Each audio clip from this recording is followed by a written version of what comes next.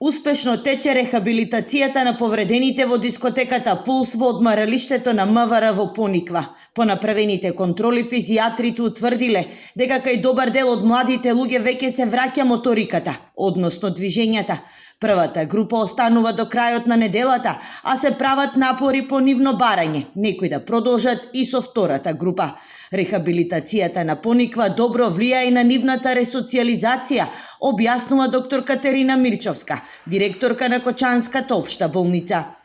Освен физикална терапија имаме психолошка поддршка, која што е во соработка со Комората на психолози на Република Македонија и исто така имаме и можност за индивидуална, секако на доброволна база. Целокупниот овој проект се доведува и до еден од клучните аспекти да се направи ресоциализација. Се чувствуваат комотно, значи да се движат, речам, меѓу нив, бидејќи сите се слични повреди и добро оди веќе се една голема срекна фамилија во моментот. Во меѓувреме интензивно се работи на реконструкција на оделението за физикална терапија во Кочанската болница. Се работи во 2 смени 7 дена во неделата и се очекува во најскоро време градежните активности да завршат и оделението да почне со работа. Сега е сменета електричната инсталација, водоводната и канализационата мрежа. Поставени се прозорците нови, значи остануваат подовите, зидовите.